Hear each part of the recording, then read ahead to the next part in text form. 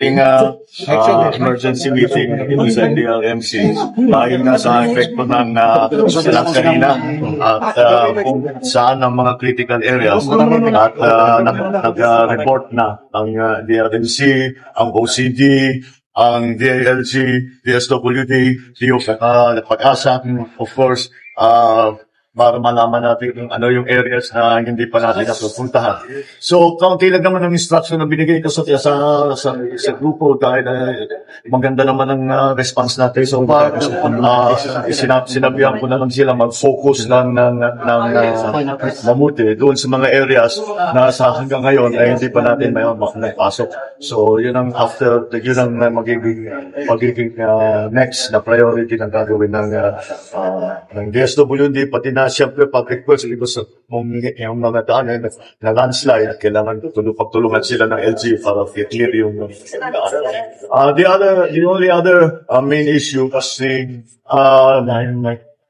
suggestion that the entire Metro Manila will be put under a state of calamity. And this is because talaga hindi maganda ang ating nangyari dito sa Metro Manila. Especially in the traditional low-lying areas like Napotas, like Malamang. These are all these places that mababa talaga sa dagat yan, kahit laki na pamba.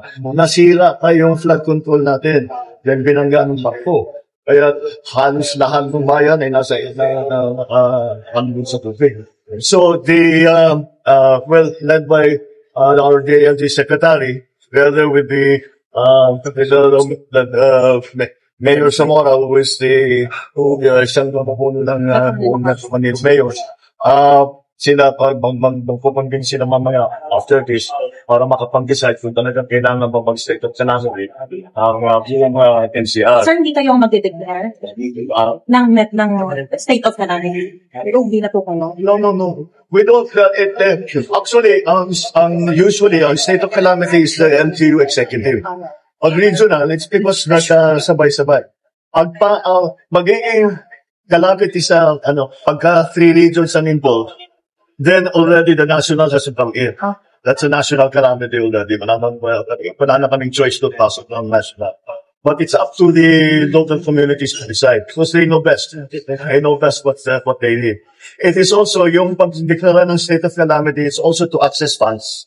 Makapag-access sila naman. Kasi nauubos na yung kanilang emergency na reserve. Kukuha sila sa national. So that's what we're working on.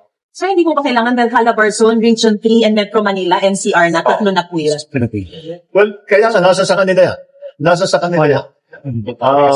It is up to them.